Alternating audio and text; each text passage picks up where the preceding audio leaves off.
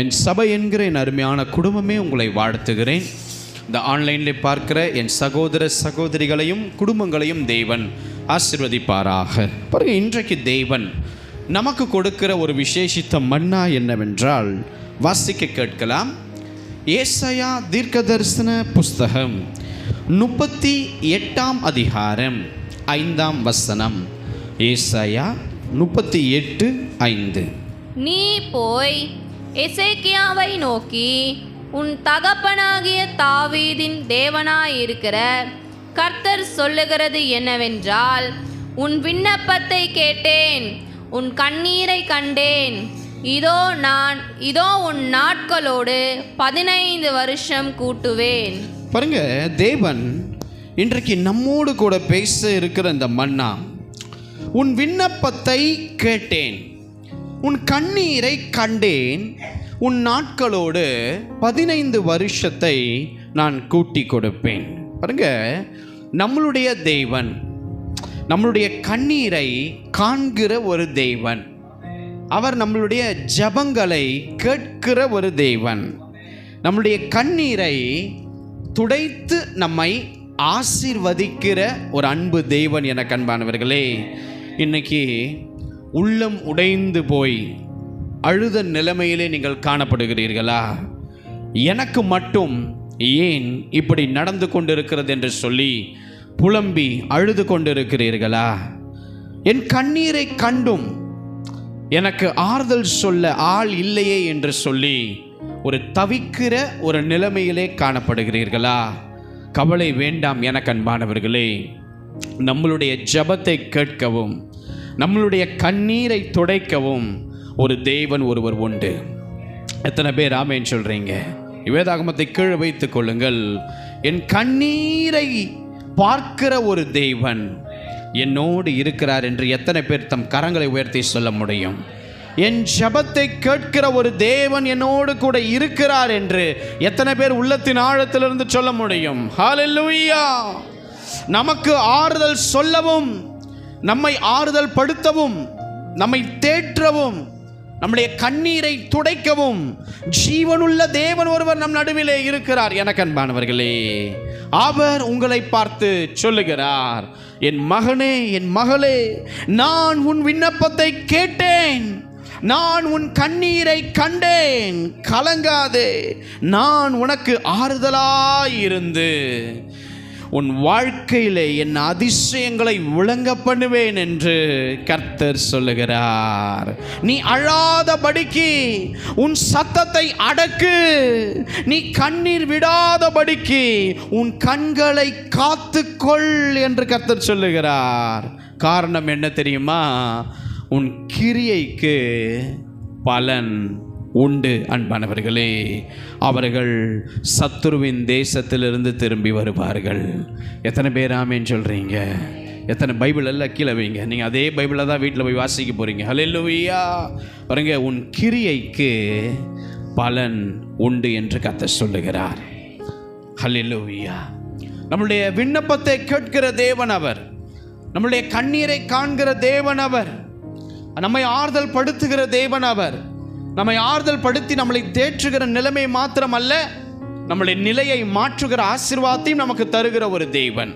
அவர் சொல்லுகிறார், நீ அழாதபடிக்கு உன் சத்தத்தை அடக்கு, நீ கண்ணீர் விடாதபடிக்கு உன் கண்களை காத்துக்கொள். ஹல்லேலூயா! பாருங்க, அழாதபடிக்கு நம்முடைய சத்தத்தை அடக்கணுமா, கண்ணீர் விடாதபடி கண்களை காத்து கொள்ளணுமா? காரணம், அவைகளுக்கு பலன் தருகிற ஒரு தேவன் நம் மத்தியிலே இருக்கிறார். அதற்கு பலன் தருகிற தேவன் அந்த கிரியைக்கு பலன் தரும் பொழுது நிச்சயமாகவே நம்முடைய ஜெபங்கள் கேட்கப்பட போகிறது. நிச்சயமாகவே நம்முடைய கண்ணீருக்கு பலனை தேவன் தரப்போகிறார். ஹல்லேலூயா! உன் விண்ணப்பத்தை கேட்டேன், உன் கண்ணீரை கண்டேன், இதோ உன் நாட்களோடு நான் 15 வருஷத்தை கூட்டி தருவேன். ஹல்லேலூயா! எத்தனை பேருக்கு பலன்கள் வேண்டும் நம்முடைய வாழ்க்கையில்? அழுகிறோம், கண்ணீர் வடிக்கிறோம், வேர்வை சிந்துகிறோம், ஆனால் எதுக்குமே ஒரு பலன் இல்லையே, ஒரு பிரதிபலன், அதற்காக ஒரு ரிவார்டை நம்ம வாங்கலையே. தேவன் பாருங்க, உன் அலைச்சல்களுக்கு அவர் பலன் தரப்போகிறார். எத்தனை பேர் விசுவாசிக்கிறீங்க? உன் வெறுமைக்கு அவர் பலன் தரப்போகிறார். எத்தனை பேர் விசுவாசிக்கிறீங்க? உங்கள் துக்கத்திற்கு அவர் பலன் தரப்போகிறார். உங்கள் பாடுகளுக்கு அவர் பலன் தரப்போகிறார். நீங்கள் அழுது அந்த நினைத்தீர்கள் அல்லவா உங்கள் படுக்கை, அதற்காக தேவன் பலன் தரப்போகிறார். என் தேவன் பலன் கொடுக்கிற ஒரு தேவன், உங்கள் விண்ணப்பத்தை கேட்கிற தேவன், உங்கள் கண்ணீரை காண்கிற தேவன், உங்களை ஆற்றி தேற்றி அதிலே உங்களை அந்த ஆசீர்வாதத்தை கொடுத்து உங்களை பராமரிக்கிற ஒரு தேவன். எனக்கு அன்பானவர்களே, அவர் சொல்லுகிறார், நீ அழாதபடிக்கு உன் கண்களை காத்துக்கொள். ஹல்லேலூயா. பக்கத்தில் திரும்பி அழாதே சொல்லுங்க பார்க்கலாம். ஹல்லேலூயா, ஹல்லேலூயா, ஹல்லேலூயா. பாருங்க, அழுகையோடும் விண்ணப்பங்களோடும் வந்திருக்கும் உங்களை பார்த்து தேவனுடைய வார்த்தை வருகிறது, நான் உங்களை வழி நடத்துவேன், நான் உங்களை செம்மையான வழியிலே நடத்தி கொண்டு போவேன், நானே உங்களுக்கு தகப்பனாகவும் தாயாகவும் சிறந்த நண்பனாகவும் உறவினராகவும் இருப்பேன் என்று கர்த்தர் சொல்லுகிறார். ஹல்லேலூயா. உன் விண்ணப்பத்தை கேட்ட தேவன், உன் கண்ணீரை கண்ட தேவன் உன் போராட்ட வாழ்க்கையின் மத்தியில் தான் ஒரு அற்புதத்தை செய்ய போகிறார். ஹல்லேலூயா. உங்க போராட்ட வாழ்க்கையில மத்தியில தான் தேவன் ஒரு அற்புதத்தை உங்க வாழ்க்கையில் செய்ய போகிறார். அழுத உங்கள் கண்கள் அந்த அற்புதத்தை பார்த்து ஆச்சரியப்படும். எத்தனை பேர் விசுவாசிக்கிறீங்க? அழுத உங்களுடைய இருதயம் அவருடைய அந்த அற்புதத்தை பார்த்து பூரிக்கும். தேவன் நமக்காக செய்வார். அன்பானவர்களே, உன்னை ஆறுதல் படுத்துறது மாத்திரம் அவள் வேலை அல்ல. அன்பானவர்களே, உன் இருதயம் பூரிக்கும்படியான காரியங்களை செய்ய போகிறார் என்பதை எத்தனை பேர் விசுவாசிக்கிறீங்க? ஹல்லேலூயா. எல்லா தலைக்கு மேல பலமாய் கரம் தட்டி கர்த்தரை ஸ்தோத்திரம் பண்ணலாமா? ஹல்லேலூயா, ஹல்லேலூயா. பக்கத்தில் திரும்பி, உன் போராட்ட வாழ்க்கையில் தான் நீ கண்ணீர் வடிக்கிற இந்த வாழ்க்கையில் ஒரு அற்புதம் உனக்காய் வருகிறது. சொல்லுங்க பார்க்கலாம். ஹல்லேலூயா. ஓ, அழுத உன் கண்கள் ஆச்சரியப்படும். பக்கத்தில் திரும்பி சொல்லுங்க பார்க்கலாம்.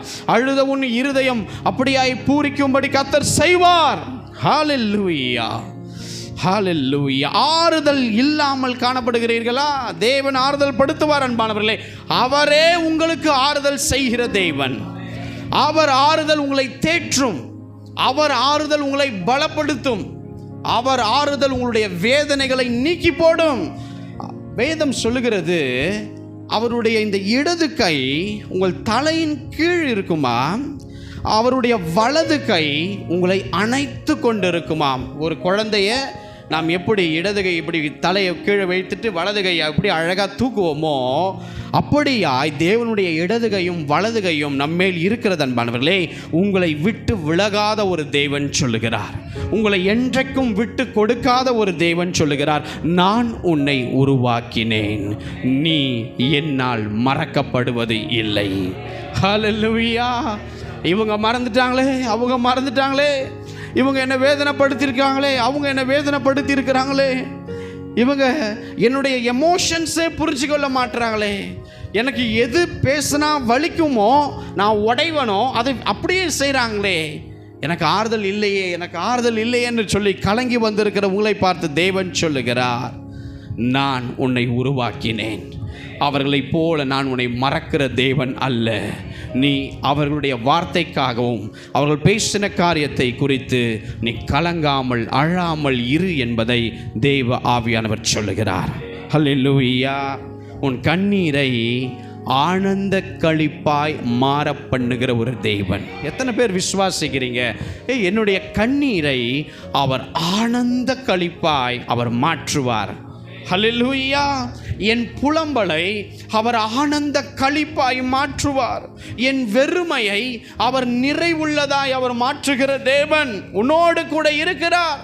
ஓ, எனக்கு யாரும் இல்லைன்னு சொல்லாதே, சகலத்தையும் சிருஷ்டித்த தேவன் உன்னோடு கூட இருக்கிறார். சகலத்தையும் சிருஷ்டித்த தேவன் உன் பக்கத்தில் இருக்கிறார். ஹல்லேலூயா. எத்தனை பேர் ஆமென் சொல்ல விரும்புறீங்க? உன் இருதயம் அப்படியாய் கலங்கின நிலையில் வந்திருக்கிற என் பிள்ளைகளே, தேவனுடைய வார்த்தை உங்களுக்கு நேராய் வருகிறது. உன் விண்ணப்பத்தை கேட்டேன், உன் கண்ணீரை கண்டேன். ஹல்லேலூயா. நான் உனக்கு ஆறுதலை உண்டு பண்ணி அந்த ஆறுதல் மூலமாய் அந்த ஆசீர்வாதத்தையும் வருகிற நாளிலே அதை நான் செய்வேன் உன் வாழ்க்கையில் என்பதை தேவன் சொல்லுகிறார். எனக்கு அன்பானவர்களே, உங்கள் இருதயம் கலங்காமலும் பயப்படாமலும் இருப்பதாக. தேவன் தாமே என் கண்ணீர் யாவையும் துடைப்பார் என்று எத்தனை பேர் விசுவாசிக்கிறீங்க? கரம் உயர்த்தி, நான் அழுது கொண்டிருக்கிற இந்த கண்ணீர் என் தேவன் தாமே எனக்கு அதை துடைப்பார். ஹல்லேலூயா, ஹல்லேலூயா. பாருங்க, அன்னாளின் கண்ணீரை அவருடைய கணவர் எல்கானா துடைத்தார். ஈசாக்கினுடைய கண்ணீரை தன் மனைவி ரெபேக்காள் துடைத்தாள். இன்றைக்கும் அதே போல கர்த்தராகிய இயேசு என்கிற அந்த மகா ஜீவனுள்ள தேவன் இன்றைக்கு உன்னுடைய என்னுடைய கண்ணீரையும் அவர் துடைக்க போகிறார். எத்தனை பேர் விசுவாசிக்கிறீங்க? கவலைப்படாதிருங்கள். உங்கள் துக்கத்தை சுமக்க தேவன் ஒருவர் சிலுவையிலே உங்களுக்காய் பலியானார் என்பதை நீங்கள் மறந்து போக வேண்டாம். நாம் சந்தோஷமாயிருக்கும்படி, நாம் அக்கிரமத்திலிருந்து மீண்டு வரும்படி, நாம் வாழும்படி, நம்மளுடைய துக்கங்கள் யாவையும் சிலுவையிலே அவர் அக்செப்ட் பண்ணிட்டு ஒப்புக்கொண்டு அவைகளிலே ஏறினார். அன்பானவர்களே, இனி எதை நினைத்தும் அழாமல் இருங்கள் என்று கர்த்தர் சொல்லுகிறார். இனி எதை நினைத்தும் கலங்காமல் இருங்கள் என்று கர்த்தர் சொல்லுகிறார். எத்தனை பேரால் இந்த வார்த்தைக்கு கீழ்ப்படிய முடியும்? ஆண்டவருடைய வார்த்தைக்கு பெற்றுக்கொள்வதை காட்டிலும் அந்த வார்த்தைக்கு கீழ்ப்படுகிறது ரொம்ப அவசியம். ஒரு பிரச்சனை உங்கள் கையில் இருக்கிற வரைக்கும் தான் உங்களுடைய பிரச்சனை. ஹல்லேலூயா. எத்தனை பேர் ஆமென் சொல்கிறீங்க? உங்கள் வீட்டில் இருக்கிற ஒரு சிறு பிள்ளையை யாராவது அடிச்சிட்டாங்கன்னு வைங்க, ஏதோ ஒரு பையன் அடிச்சிட்டான், அந்த பிள்ளை வந்து உங்ககிட்ட சொல்லுது, அம்மா என்னை அந்த பையன் போட்டு நல்லா அடிச்சிட்டான், அவனே ஃபுல்லாக காயமாயிருச்சு அப்படின்னு. நீங்கள் என்ன பண்ணுவீங்க?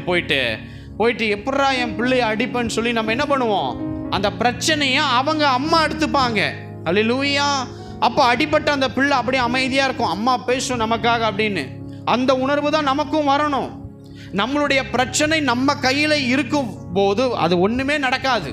அந்த பிரச்சனையை நம்ம தேவனுடைய கரத்தில் கொடுத்துட்டு, ஆண்டவர் பேசட்டும், ஆண்டவர் நடத்தட்டும், ஆண்டவர் முடிவை கொண்டு வரட்டும், ஆண்டவர் இதற்காக வாதாட்டட்டும் சொல்லி அவர் கையை பிடிச்சிக்கிட்டு அமைதியாக அப்பாவை பார்த்துட்டு இருக்க வேண்டும். ஹல்லேலூயா. அப்போ இனி அதே நடந்த காரியத்தை குறித்து நீங்கள் அழுகிறதுனால ஏதாவது மாறப்போகுதா? ஏதாவது நடக்க போகுதா? இல்லை நீங்கள் அழுகிற அந்த வருஷ கணக்காக ஒரே காரியம் நீங்கள் அழுது கொண்டே தான் இருக்கிறீங்க. நான் உங்களுக்கு சொல்கிறேன், அது உங்களுக்கு வாதையை உண்டு பண்ணும். உங்களுக்கே தெரியாமல் பிசாசு உங்களுடைய ஆயுசு நாட்களை தின்னு கொண்டு இருக்கிறான். இன்னும் நீங்கள் உங்கள் பிள்ளைகள் வளருவதை பார்க்கணும். இன்னும் உங்கள் பிள்ளைகளை நல்ல விழாக்களை பார்க்கணும். நல்ல நீடிய சமாதானமான முடிவை கர்த்தர் நரைமயது வரை உங்களை பூமியில் வைத்திருக்க வேண்டும். நீங்கள் அழுது அழுது அழுது அழுது உங்களுடைய இருதயத்தை நீங்கள் என்ன பண்ணுறீங்கன்னா வாதைய நோய்களை கொண்டு கொண்டு இருக்கீங்க. ஹல்லேலூயா. அழணும். எதுக்காக அழணும்? தேவையானதுக்கு அழணும். இயேசு கிறிஸ்து கண்ணில் இருந்து தண்ணீர் வருகிற சில காரியத்தை நம்ம வேதாகமத்தில் பார்க்கும்போது எதுக்காகலாம் அவர் அழுகிறார் தெரியுமா? எதுக்காக மட்டும் அவர் கோபப்படுறார் தெரியுமா? எதுக்காக மட்டும் எரிச்சல் படுறார் தெரியுமா? பிதாவினுடைய நாமம் துக்கப்படும்படி நடக்கிற சமயத்தில் மாத்திரம்தான் இவருக்கு எரிச்சலே வருது, கோபமே வருது, கண்ணீர் வருது. மற்றபடி அவங்க குடும்பமே, அவங்களுடைய தம்பி தங்கச்சி எல்லாரும் இவரை பார்த்து அவதூறாக பேசுகிறாங்க, கோபம் வரல. ஜனங்க அவரை போட்டு கல்லை எடுத்து அடிக்கிறதுக்காக எடுத்துக்கிறாங்க, அமைதியாக மறைந்து போறார், கோபம் வரல. அப்போ எங்க இயேசு அழுகிறாரு, எங்க தேவன் கோபப்படுறாருன்னா பிதாவினுடைய இருதயம் உடைகிற மாதிரியான காரியங்கள் ஏதாவது வருகிறதா, அதற்குத்தான் கோபப்படணும் நம்மளும். ஹல்லேலூயா. பரலோகம் துக்கப்படுற மாதிரி காரியங்கள் ஏதாவது நடக்குதா, அதற்கு கோபப்படலாம், அதற்கு நாம பேசலாம், அதற்கு கத்தலாம், அதற்கு எரிஞ்சு விழலாம், அதற்காக கண்ணீர் வடிக்கலாம். மற்றபடி நாம் வடிக்கிற அந்த கண்ணீர் அதுக்கு பதில் உண்டு அன்பானவர்களே. ஆனால் அது உங்களை பலவீனப்படுத்தி கொண்டிருக்கிறதை நன்கு அறிந்து கொள்ளுங்கள். ஹல்லேலூயா, ஹல்லேலூயா. தேவன் நம் பட்சத்தில் இருக்கிறார். உயிருள்ள ஒருத்தர் இருக்காருங்க. நமக்கு ஏதாவது பிரச்சனைனா அது சொல்யூஷன் கொடுக்கிற ஒரு தேவன். நம்ம எதையாவது போய் மாட்டிக்கணும்னா அதிலிருந்து மாட்டிக்கிட்ட அந்த காரியத்திலிருந்து இவன் வெளியே வருவதற்கு என்னென்ன பண்ணணும்னு சொல்லி நம்மளை கைட் பண்ணி அழகாய் ஒரு தகப்பனை போல, ஒரு தாயை போல, முதியவர்களை போல ஆலோசனை கொடுத்து அழகாய் நடத்துகிற ஒரு தேவன் ஒருத்தர் இருக்கிறார். அவர் என்ன வெறும் கல்லா? அவர் என்ன வெறும் மண்ணா? அவர் நம்மளோடு பேசுகிற தேவன், ஆலோசனை தருகிற தேவன், வழி நடத்துகிற தேவன். அந்த தேவனை வைத்துக்கொண்டு நம்மளுடைய பிரச்சனையை நம்ம கையிலேயே வைத்திருக்க கூடாது. அல்லேலூயா, ஹல்லேலூயா. அந்த பிரச்சனையை கர்த்தர் கரத்தில் கொடுப்பதற்கு கற்றுக்கொள்ள வேண்டும். எத்தனை பேர் ஆமேன்னு சொல்றீங்க? பக்கத்தில் திரும்பி, இனி தேவையில்லாததற்காய் அழாதே. சொல்லுங்க பார்க்கலாம்.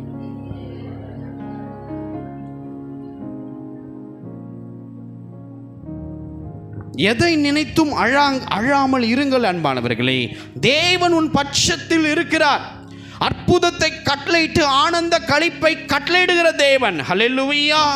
நான் உங்களுக்கு சொல்லுகிறேன் இயேசுவின் நாமத்தினாலே, ஒரு யோனா ஒரு பெரிய மீனின் வயிற்றிலிருந்து வெளியே வந்தது உண்மை என்றால், ஒரு தானியேல் சிங்கக்கெபியில் இருந்து தூக்கப்பட்டது வெளியே வந்தது உண்மை என்றால், ஒரு 3 வாலிபர்கள் அக்கினி சூளையிலிருந்து வெளியே வந்தது உண்மை என்றால், இந்த லாசரு இந்த கல்லறைக்குள்ளிருந்து வெளியே வந்தது உண்மை என்றால், இந்த பிரச்சனையிலும் இருந்து அழுகிற நீங்கள், கண்ணீர் வடிக்கிற நீங்கள், இந்த சூழ்நிலையிலும் இருந்து வெளிவர தேவன் உதவி செய்வார். எத்தனை பேர் ஆமேன்னு சொல்றீங்க? எத்தனை பேர் கரம் உயர்த்தி ஆமேன்னு சொல்றீங்க? யோனாவை வெளியே கொண்டு வந்தவர், தானியேலை கொண்டு வந்தவர், 3 வாலிபர்களை கொண்டு வந்த தேவன், லாசருவை கல்லறையிலிருந்து வெளியே கொண்டு வந்த தேவன், உங்களையும் நீங்கள் கண்ணீர் வடிக்கிற அந்த பிரச்சனையிலிருந்து வெளியே கொண்டு வர மாட்டாரா? நிச்சயம் கொண்டு வருவார். எனக்கு அன்பானவர்களே, நாம் வாசிக்க கேட்கலாம். சங்கீதத்தின் புஸ்தகம் 126 அதிகாரம் 5 வசனம். கண்ணீரோடு விதைக்கிறவர்கள் கெம்பீரத்தோடே அறுப்பார்கள். கண்ணீரோடு விதைக்கிறவர்கள் கெம்பீரத்தோடு அறுப்பார்கள்.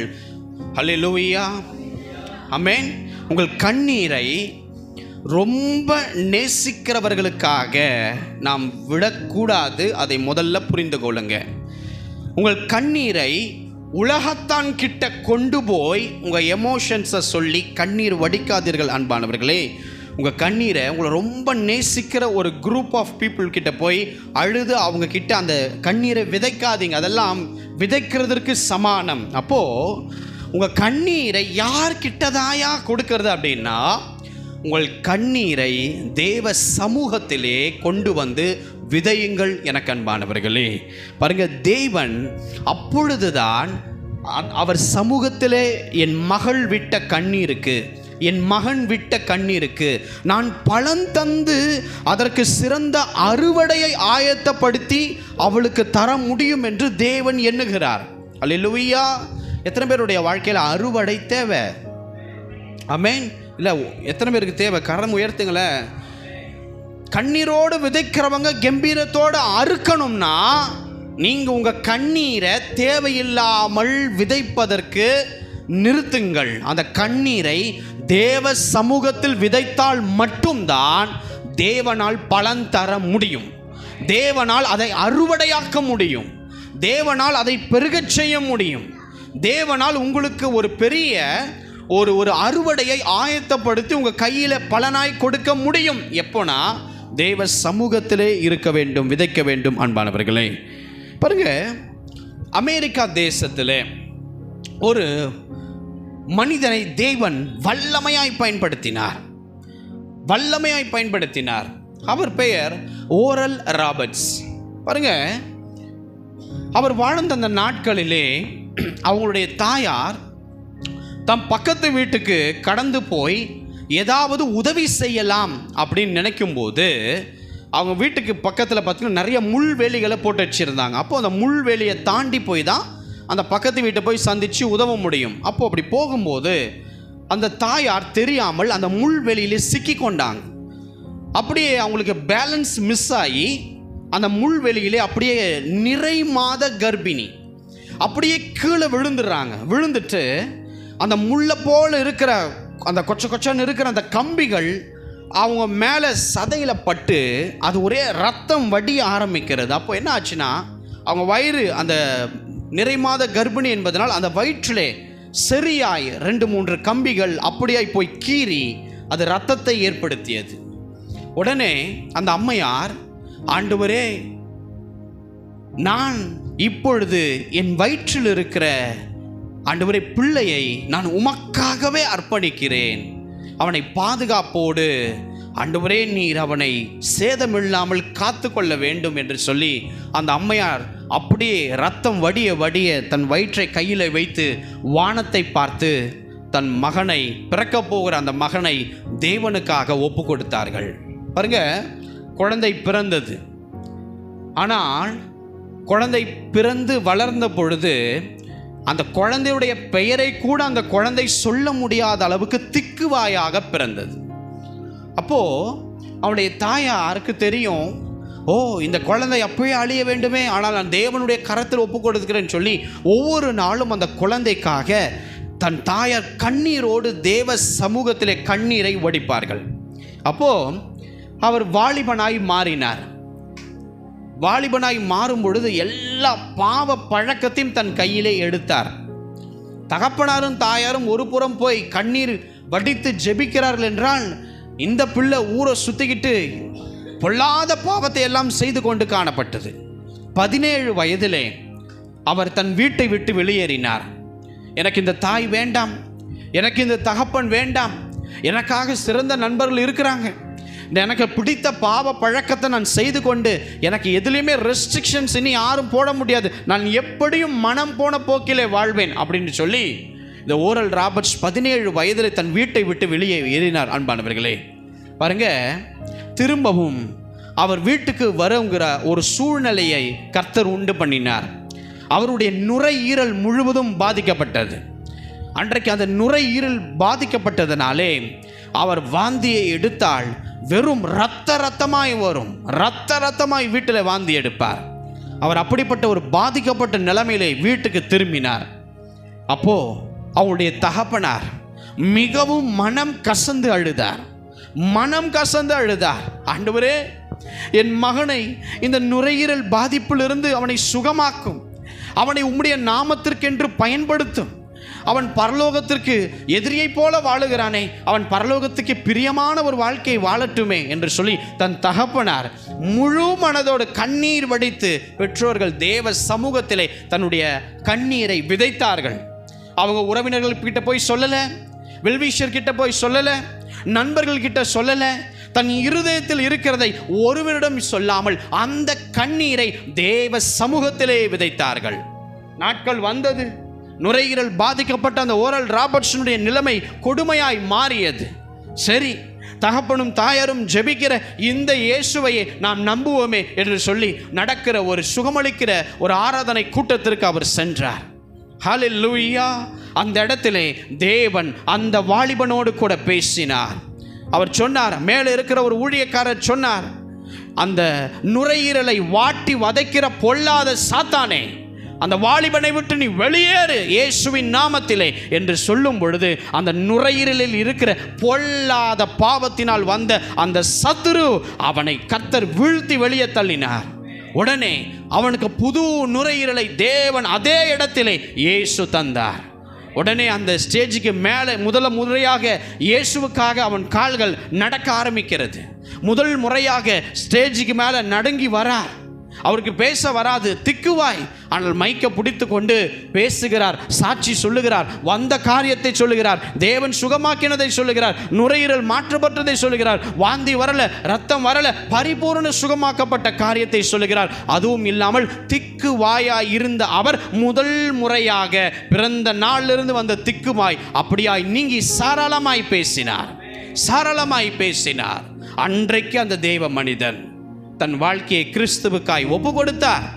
அதற்கு பின்பதாக ஒரு பெரிய அறுவடை அவர் வாழ்க்கையில் காத்திருந்தது. நான் உங்களுக்கு ஒன்றை சொல்லுகிறேன், அந்த அறுவடைக்கு காரணம் என்ன?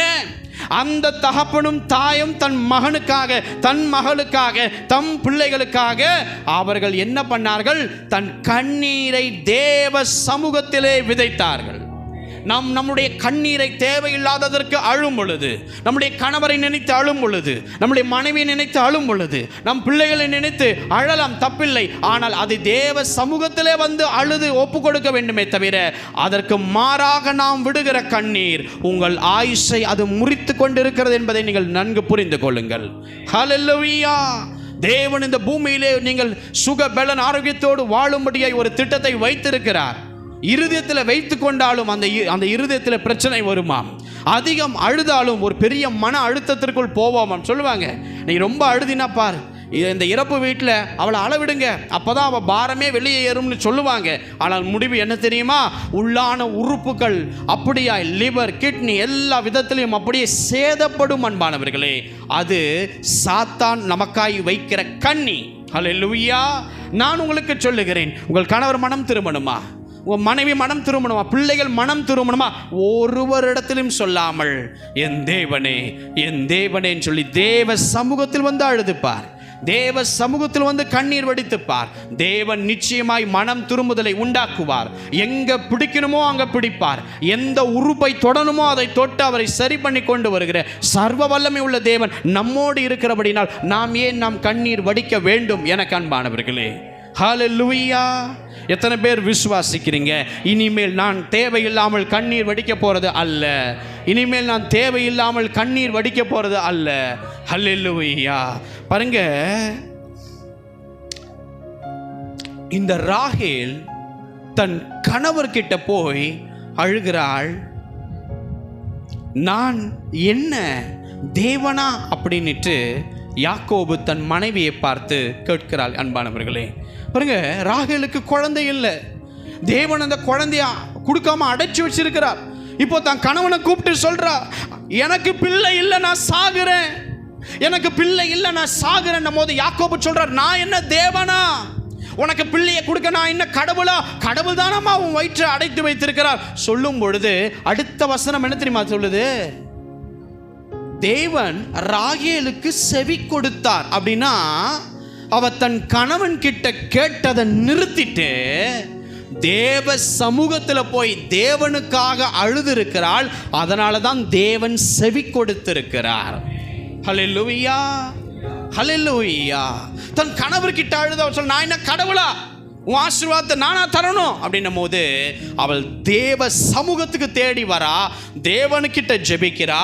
தேவன் அவளுக்கு செவி கொடுத்தபடியினால் அந்த ஆசீர்வாதத்தை கொடுத்தார். அன்பானவர்களே, அதோடு அவள் துக்கப்படவில்லை. எனக்கு அன்பானவர்களே, நான் உங்களுக்கு ஒன்று சொல்லுகிறேன், நம்மோடு கூட ஒரு தேவன் ஒருவர் உண்டு. அவரிடம் நாம் துக்கத்தை சொல்லுவோம். அவர் நம் கண்ணீரை துடைப்பார், நம்முடைய வேதனை அவர் நீக்குவார், நம் ஜெபத்தை அவர் கேட்பார், நமக்கு ஆலோசனை தருவார், அற்புதத்தையும் அதிலே காணச் செய்வார். வேதம் சொல்லுகிறது, கர்த்தர் எளியவர்களின் விண்ணப்பத்தை கேட்கிறாராம். இன்னொன்னு, கட்டுண்ட தம்முடையவர்களை அவர் புறக்கணியார். அப்படின்னா எளியவர்கள் செய்கிற ஜெபத்தை நான் கேட்கிறேன். இன்னொன்னு, கட்டுண்ட தம்முடையவர்களை அவர் புறக்கணியார்னா அவர் உங்களை புறக்கணிக்க மாட்டார், அவர் உங்கள் விண்ணப்பத்தை கேட்டு கட்டளையிடுவார். ஹல்லேலூயா, ஹல்லேலூயா. எவைகளுக்காக நான் இயேசுவின் நாமத்தில் சொல்றேன், எவைகள் நடக்க வேண்டும் என்று ஜெபம் பண்ணி கொண்டிருக்கிறேன். கரம் உயர்த்துங்க பார்க்கலாம். நான் ரொம்ப நாளாக ஜெபம் பண்ணிட்டு இருக்கேன், உபவாசம் போட்டு ஜெபம் பண்ணிட்டு இருக்கேன், ஒரு காரியத்துக்காக ஜெபம் பண்ணியிருக்கேன், நடக்கல, காத்திருக்கேன் தேவ சமூகத்திலே. எவைகளுக்காய் நீ காத்து கொண்டிருக்கிறியோ, எவைகளுக்காய் நீண்ட நாட்களாய் தேவ சமூகத்தில் உபவாசத்தோடு நிறைவாய் காத்து கொண்டிருக்கிறியோ, தேவன் அவைகளை உனக்கு கட்டளையிடுவார். தேவன் அவைகளை வருகிற நாட்களில் உங்களுக்கு கட்டளையிட்டு விடுவார். காரணம், உங்கள் ஜெபத்தை அவர் கேட்டு விட்டார், உங்கள் கண்ணீரை கண்டு விட்டார், உங்களுக்காக ஒரு அற்புதத்தை அவர் ஏற்கனவே செய்து விட்டார். எத்தனை பேர் விசுவாசிக்கிறீங்களோ அவங்க எல்லாம் தலைக்கு மேலே பலமாய் கரம் தட்டி ஹல்லேலூயா. பக்கத்துல திரும்பி, உன் நீண்ட நாட்களுக்கு ஜெபத்திற்கு பதில் வந்துருச்சு, கவலையை விடு. சொல்லுங்க பார்க்கலாம்.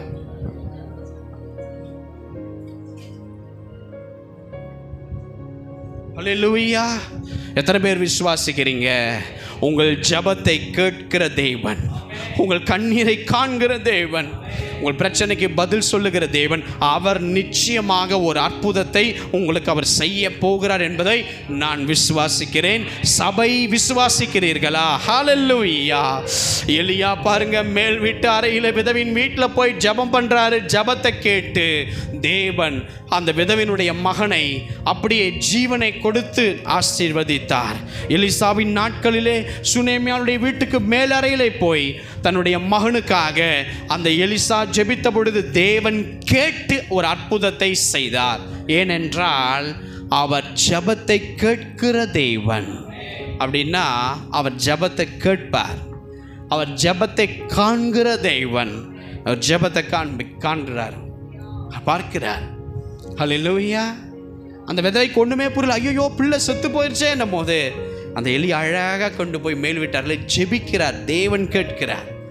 சூனமியால் பாருங்க, அந்த ஹேபிட்லாம் இல்லை. சந்தோஷமாக நீங்கள் வந்து ஜெபித்தா உயிர் பெறுவான்னு நல்ல கூலாக தன்னுடைய மகனை இருக்கிற அறைக்கு எலிசாவை அனுப்புகிறார். எலிசா ஜெபிக்கிறார். தேவன் அந்த ஜெபத்தை கேட்கிறார். ஏன்னா அவர் ஜெபத்தை கேட்கிற தேவன், அவர் ஜெபத்தை காண்கிற தேவன். அன்பானவர்களே, உங்களுக்கும் அப்படியாய் கர்த்தர் செய்வார். அந்த விதவையினுடைய மகன் உயிரோடு எழுந்து அந்த ஸ்டேர் கேஸில் படிக்கட்டில் நடந்து வந்தான். அதே போல் சூனேமியாளுடைய மகனும் ஜீவன் பெற்று அங்கும் இங்குமாய் நடந்தான் என்று வேதம் சொல்கிறது.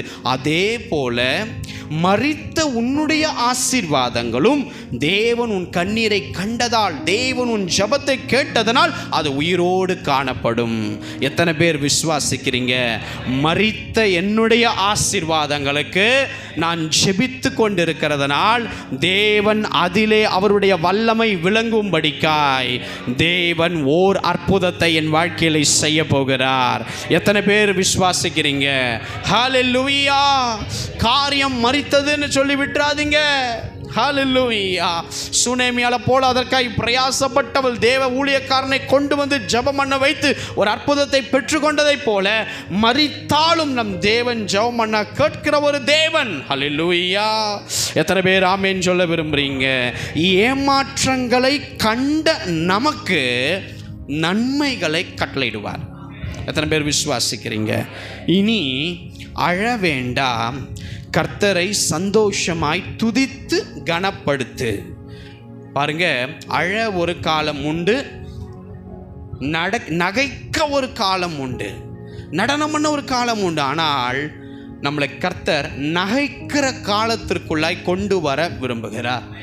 சிரித்தே ரொம்ப நாள் ஆயிடுச்சு, இல்லை வெளியே சிரிக்கிற மாதிரி நான் உள்ள அழுது கொண்டு இருக்கிறேன், என்னுடைய வாழ்க்கை முழுவதும் ஒரு கந்தையை போல மாறிடுச்சு, இருளாக மாறிடுச்சுன்னு சொல்லி வந்திருக்கீங்களா?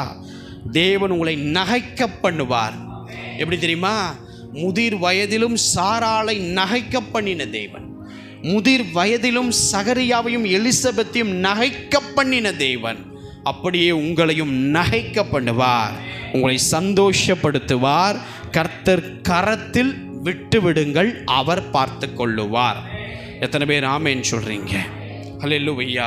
எத்தனை பேர் இன்னைக்கு முடிவு எடுக்க போறீங்க? நான் சொல்றேன், வீட்டில் ஏதாவது தேவையில்லாமல் உட்காந்துட்டு அழுதுட்டு இருந்துனீங்களேன், ஓடி போய் நல்ல புடனையிலே ஒன்று வச்சிருங்க. ஹல்லேலூயா.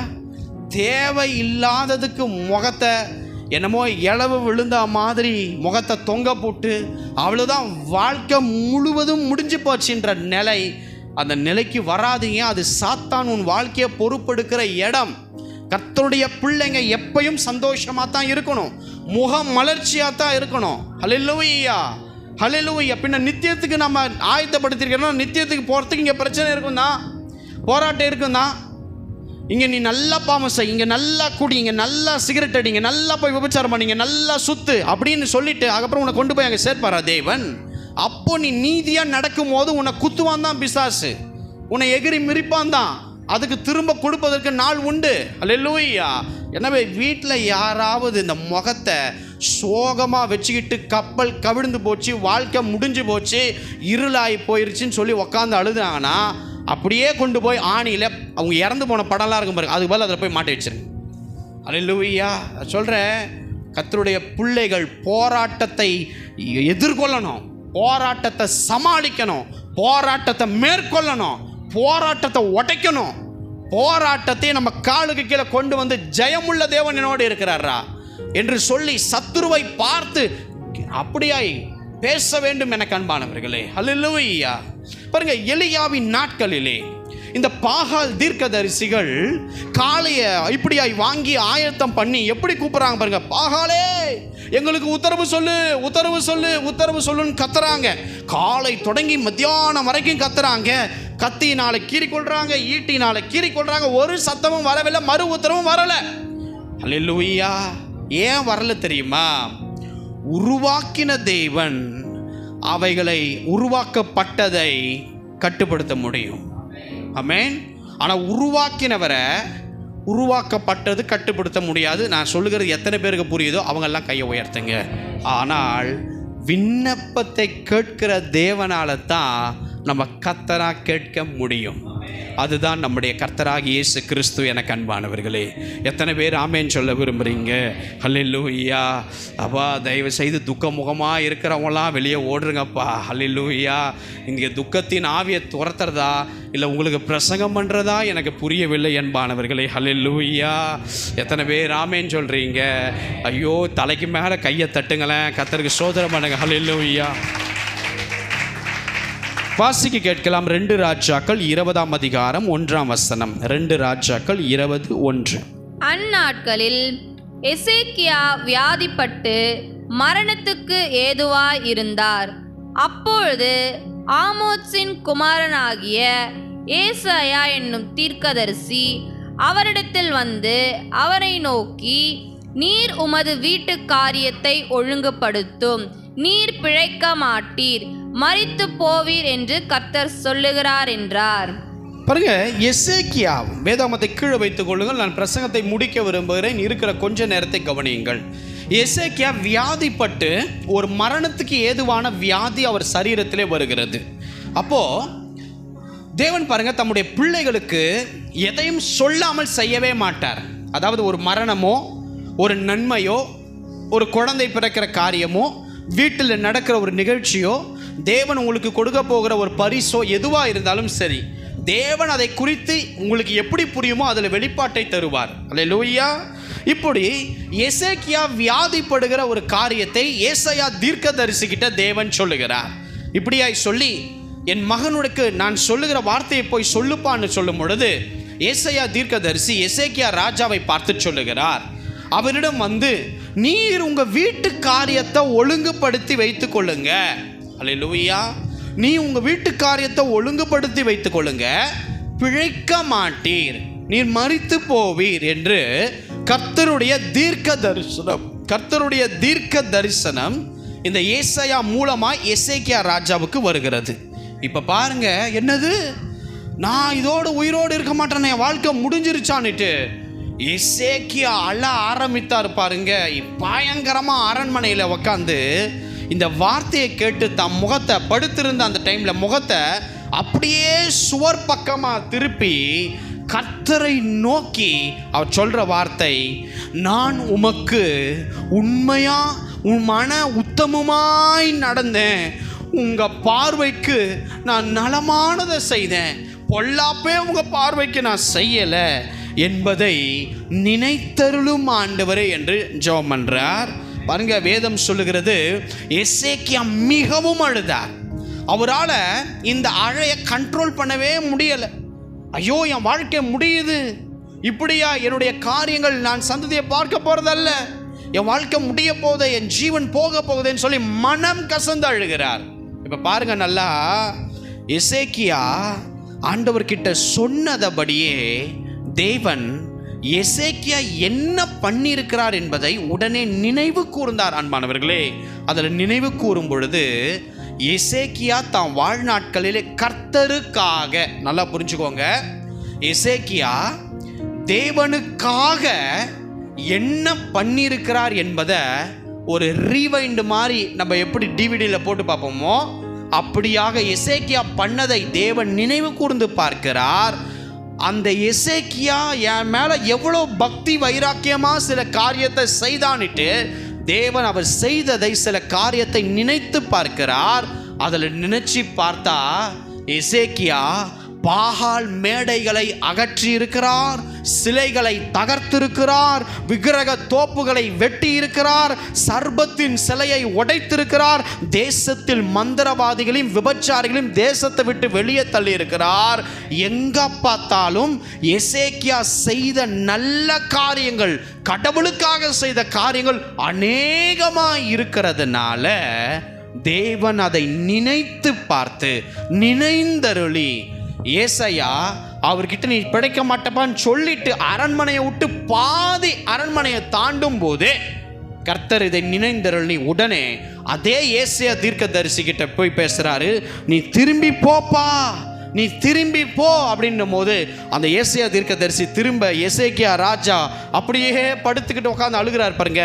அவரை பார்த்து சொல்லுகிறார், உன் விண்ணப்பத்தை தேவன் கேட்டார், உன் கண்ணீரை தேவன் கண்டார். இதோ நான் உன்னை குணமாக்குவேன். 3ஆம் நாளிலே நீ கர்த்தருடைய ஆலயத்துக்கு போவாய்.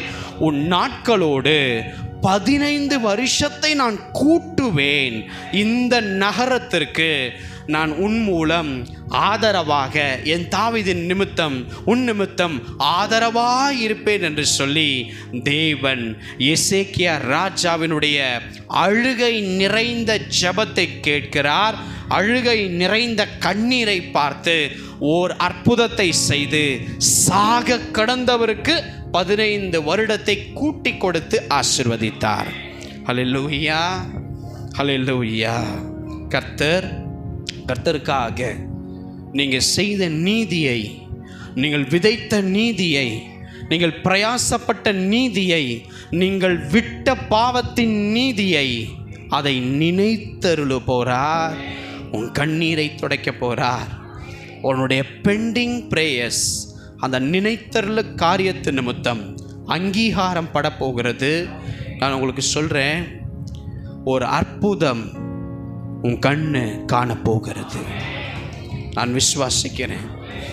அதுவும் அந்த ஆசீர்வாதம் அவ்வளவுதான், மரித்தது அப்படிங்கிற நிலையில் இருக்கிற மரித்த உன் வாழ்க்கை, மரித்த உன்னுடைய உயர்வுகள், மரித்த உன்னுடைய காரியங்கள் எல்லாம் அவரால் தொடப்பட போகிறது. காரணம், அழுகிற நாம் அவர் சமூகத்திலே அழுகிறோம். அவர்கள் பாக்கியவான்கள்.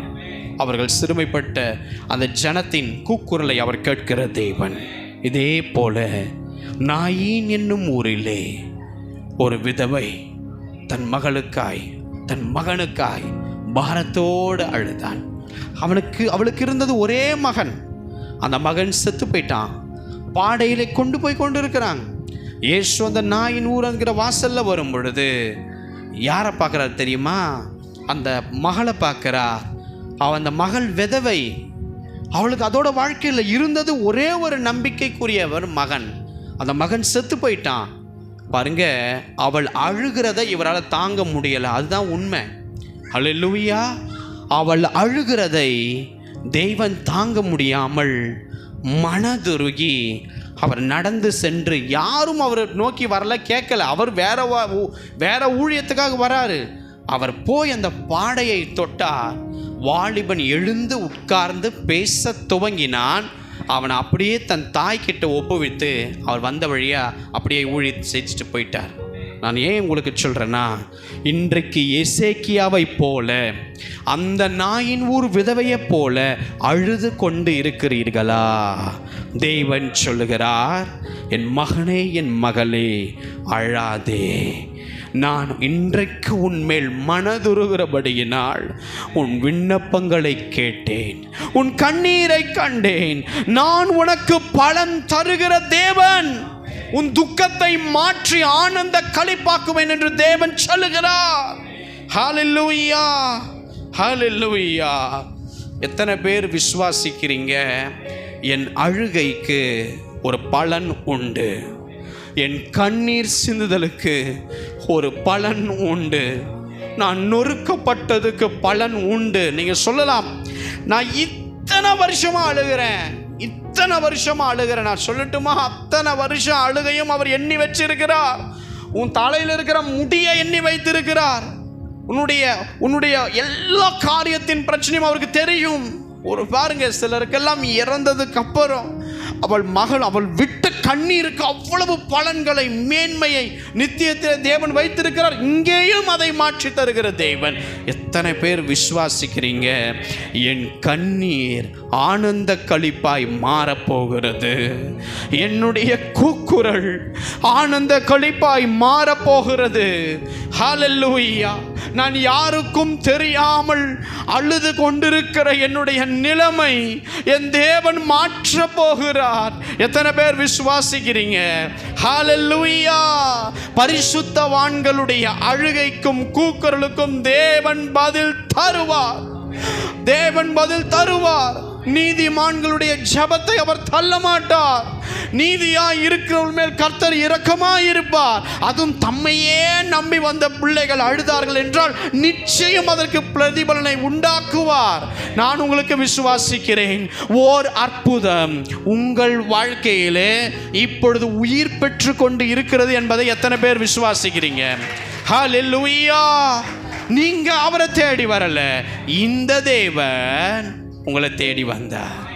அந்த பாடைய தொடுவதற்கு அங்க இருக்கிற யாராவது கூப்பிட்டு ஜெபிங்கன்னாரா? இல்லை. ஆனா அவர் எதை பார்த்தார் தெரியுமா? எல்லாருக்கும் உறவு இருக்கு, பிள்ளைகள் இருக்காங்க, இவ இல்லைன்னா இவன். ஆனா இந்த பெண்ணுக்கு, இந்த பொண்ணுக்கு இவளை விட்டா, இந்த மகனுக்கு அப்படியா, இவளை விட்டா என் மகளுக்கு வேற யாருமே இல்லையேன்னு சொல்லி என் தேவன் மனது உருகி காரியத்தை செயல்படுத்தினார். இயேசுவின் நாமத்தினாலே நான் உங்களுக்கு ஒன்று சொல்லுகிறேன், என் தேவன் மனதுருகிற ஒரு தேவன்.